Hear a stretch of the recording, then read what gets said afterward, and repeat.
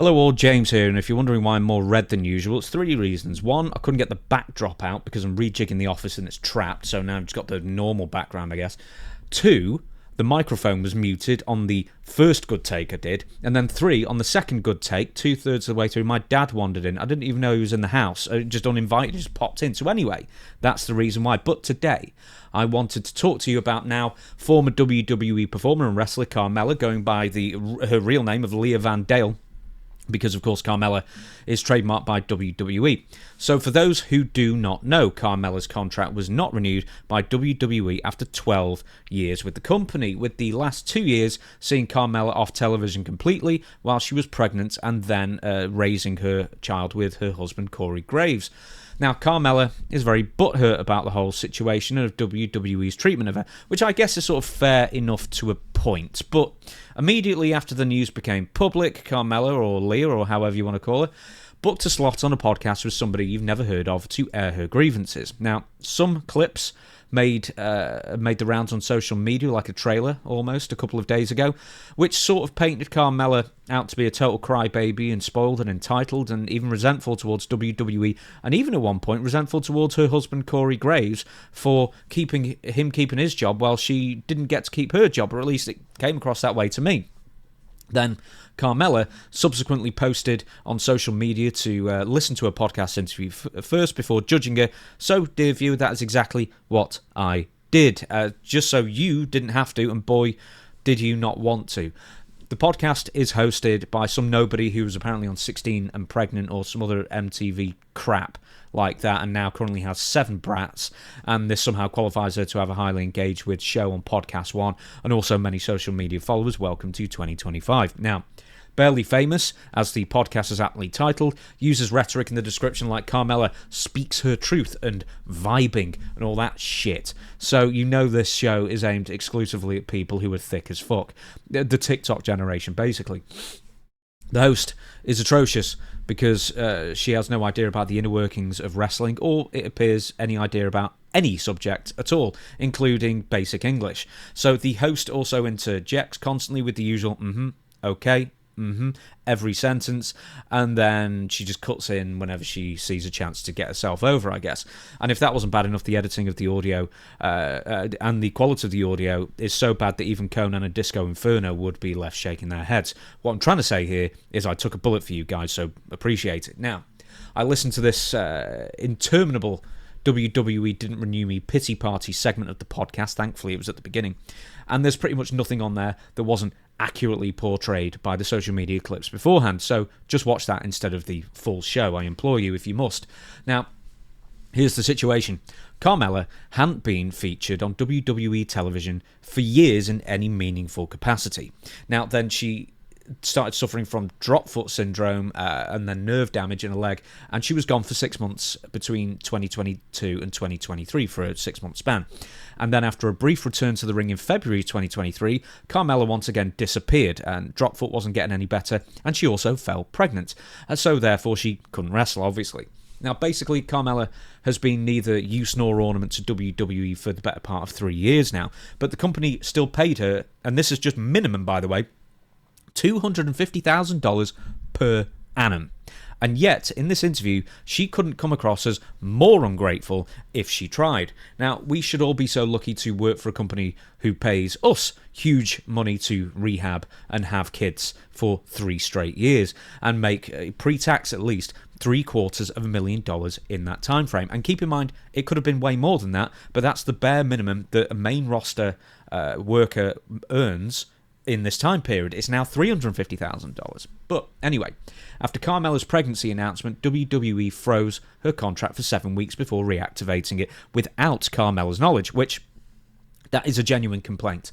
And WWE, as well as other wrestling companies, have a history of being absolutely ruthless and heartless and self-serving when it comes to getting rid of talent. And I'm not defending WWE at all over this matter. It is, as she rightly says, here's the quote, a shitty way to end a 12-year career with the company. But then Carmella starts discussing why WWE didn't renew her, and keep in mind she wasn't fired, she simply just was not renewed. Her contract ran out and they opted to not pay her lots of money for nothing. So she was unhappy that she was ghosted by WWE in her last year after she suggested being an on-air personality who doesn't wrestle, like a backstage interviewer. But here's the thing, Carmella, they've already got backstage interviewers, and I'm sure they all probably work a lot cheaper than you. But then it goes into conspiracy theories. Was she fired because she's a woman? This is something she says constantly in the interview. Well, WWE has released 13 people, actually, in 2025, and 8 of them were guys, so probably not that. But then, from everybody else who was released, nearly all of them had more upside than Carmella as well in the year 2025. So just looking just at the women, Sonya Deville was not renewed, and a lot of people were wondering why, and she had, she was a good presence, and she was far better than Carmella. Now, there's also Blair Davenport, Isla Dawn. They probably had more upside, or at least the same amount of upside than Carmella does. And then there are a couple of others as well who just weren't being used. But then Carmella questions whether she was fired because she left to have a baby. That comment might have some weight to it if Alexa Bliss and Becky Lynch and Ronda Rousey and even NXT backstage interviewer Kelly Kincaid hadn't all had kids and then returned to WWE full-time. In fact, Alexa Bliss just returned this January. And that's not even including the multitude of women who came back to WWE in a part-time capacity, like Brie Bella or Beth Phoenix or any other number of Trish Stratus, for goodness sake, who's there loads now, that you care to mention. But basically, Carmella is trying to generate sympathy by manufacturing a conspiracy regarding WWE's decision to not re-sign her, when the real reason is this. She cannot physically wrestle. She wasn't any good when she could wrestle, and she's not even close to the level of talent or as over as the likes of Alexa Bliss and Becky Lynch, who are actual draws and sell merchandise. Carmella was originally hired only because of her looks, and that's it. She was never a very good in-ring competitor, sort of wrestling-wise, and in fact, her winning the WWE Women's title in, I think, 2018 via a Money in the Bank cash-in thing was on the basis of the hardcore fans thought she sucked, and that would annoy the hardcore fans. I'm pretty sure that was the reason why she won. At least that's how I remember it. I mean, yes, Carmella did some entertaining things with Enzo Amore and James Ellsworth and some other people. But once again, that was in the 2010s, and times have changed, and we're now in the mid-2020s now. And there's no end of beautiful women who are far more entertaining or more accomplished or over in one way or another. But the business, I hate to say, has passed Carmella by to a degree. But what really got me about our interview was that Carmella came across as almost resentful that her husband, Corey Graves, was afforded an opportunity to stay with WWE after he was injured in a non-physical role, and she wasn't. Here's the quote. "Why wasn't I afforded the same opportunity?" said Carmella. "That's what I keep asking myself. I have a lot to offer. I have a fan base. I represent the company well. Why wasn't I given an opportunity somewhere else?" Well, the vast majority of people are not afforded that opportunity in WWE, after you become a wrestler. Big E, they stood by because, broke his neck, and there were different reasons, basically. He's more important and more popular. And Corey Graves was, actually... I'll get to Corey in a second, but I also think that Carmella is also vastly overestimating the size of her fan base, as I don't remember anyone at any point ever in the last couple of years saying, "Do you know who would be great to see return? Carmella!" No one said that, as far as I can tell, anyway. The reason why Corey Graves remains with WWE is because he's actually talented and useful in his role, and it's a very difficult role, commentary. Very few people can do it. But although with his recent tweeting, he's also not doing himself any favours as of recent, and it also seems to now couple with Carmella's podcast, that he's almost getting more heat on Corey than he needs, and only one of them's got a job now to support their new child. So, Carmella's really done Corey absolutely no favours or herself any favours with this interview. But the thing is that even if Corey was fired, at least Corey would probably easily get a job with AEW or somewhere else when push came to shove, whereas Carmella probably wouldn't. Now, WWE don't owe Carmella or anybody else a job for life, no matter how entitled they are, or regardless of whether they decide to take time off to have a child or not.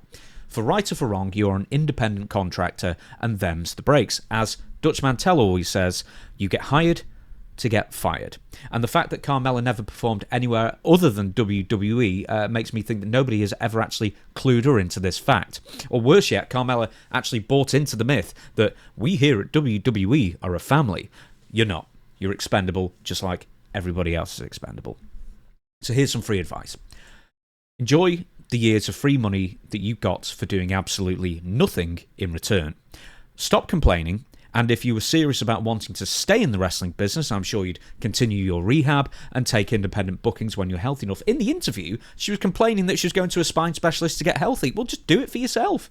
Anyway, I mean, I don't think Carmella will, do any of these independent bookings, maybe a signing or something, but I figure for her it's either WWE or nothing. And she's already expressed an interest in going into acting, so she's already mentally moved on as well. So, once again, more advice. Stop being so entitled. Keep your bitter feelings towards WWE to yourself and publicly thank the company who paid you for 12 years, even though you only worked for 9 of them.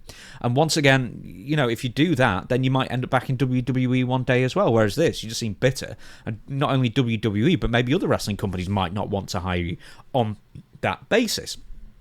But once again, Carmella wasn't fired.